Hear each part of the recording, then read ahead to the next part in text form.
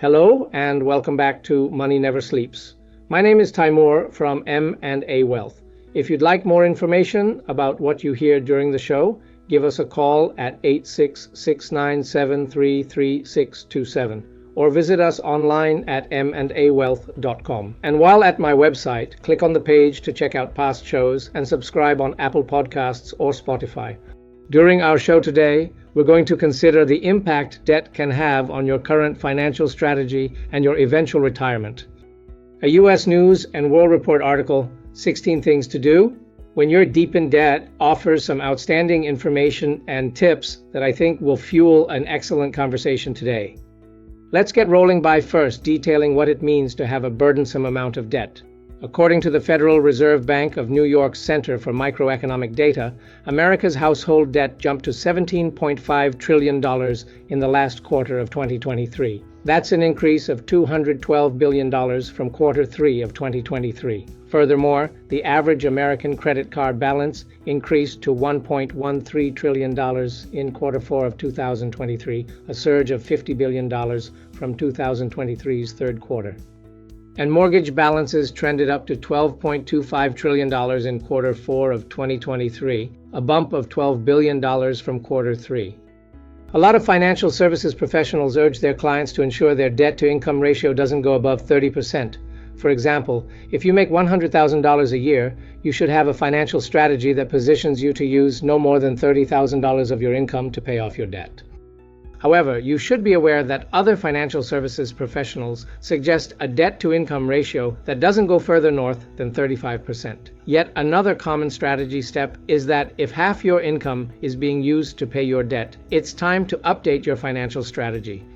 Let's next contemplate steps that could help you eliminate some of your debt. First, you should make sure you have a thorough understanding of your entire debt load. Don't take any shortcuts with this because it's essential to have an accurate picture of exactly how much you owe and who you owe it to.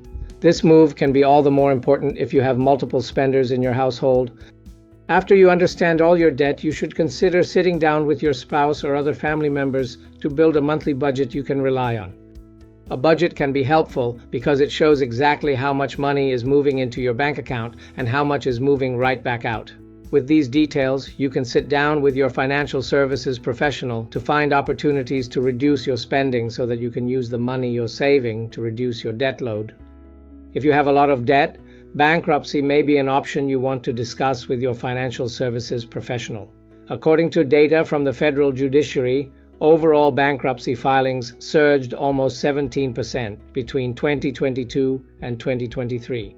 In 2023, about 434,000 people and nearly 19,000 households filed for bankruptcy.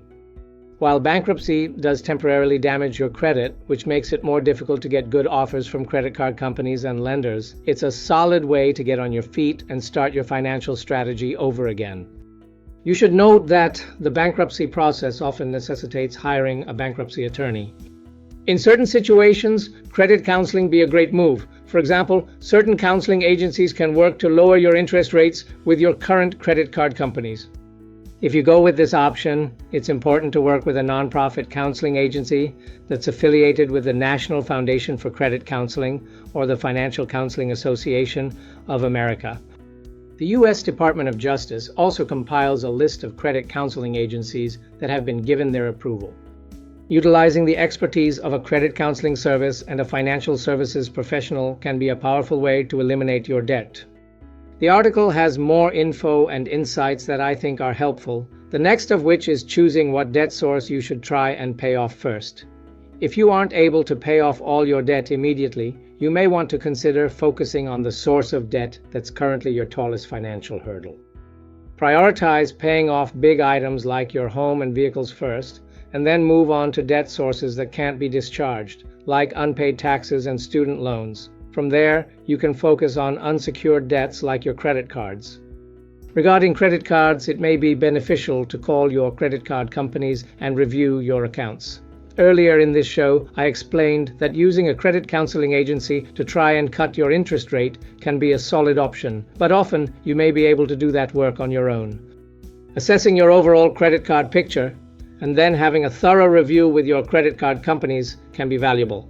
In certain situations, companies provide temporary hardship programs that cut your interest rate for a short window of time, and that may help you dedicate more of your monthly payment to your principal balance.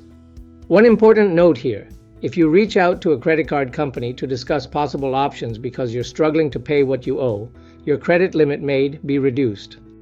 Yet another possible way to ditch your debt is to pay off your highest interest debt first. This move is typically referred to as the avalanche method, and it's pretty simple to grasp.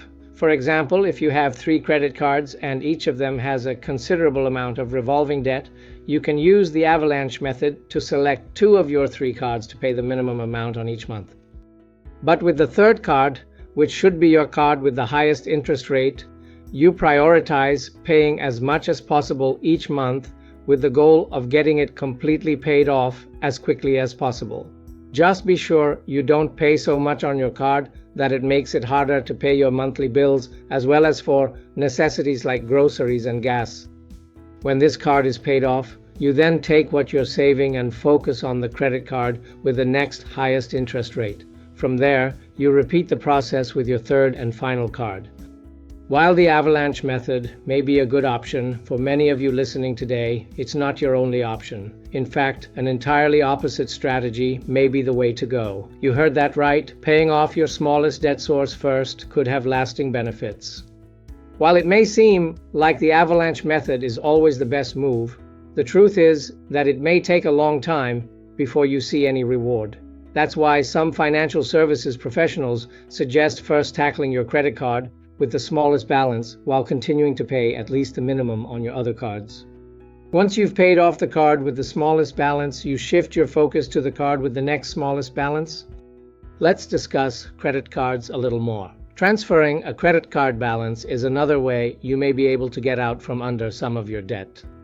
You've no doubt seen credit card commercials trying to entice you by offering 0% interest on balance transfers during an initial window, often 12 to 18 months. If you plan carefully, you may be able to use this offer to your advantage. For example, you could transfer $8,000 to a credit card that doesn't charge interest during that initial window, but it's important to pay off the entire balance before that zero interest period concludes.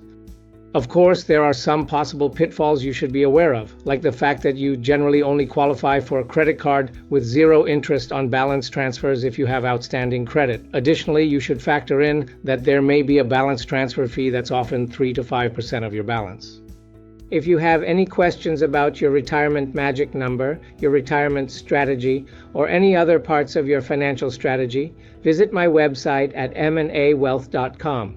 or call my office at 866-973-3627 to discuss how my team might be able to answer your questions and address your concerns. It's our goal to help you prepare for the retirement you've worked so hard for.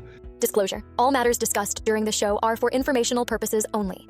Opinions expressed are solely those of M&A Wealth and staff. All topics covered are believed to be from reliable sources. However, M&A Wealth makes no representations as to its accuracy or completeness. This commercial shall in no way be construed as a solicitation to sell securities or advisory services to residents where permitted. Topics should be discussed with your individual advisor prior to implementation. Advisory services offered through M&A Wealth, a registered investment advisor in the state of Texas. Insurance products and services are offered through PNC Life Insurance Agency, an affiliated company. M&A Wealth and PNC Life Insurance Agency are not affiliated with or endorsed by the Social Security Administration or any government agency.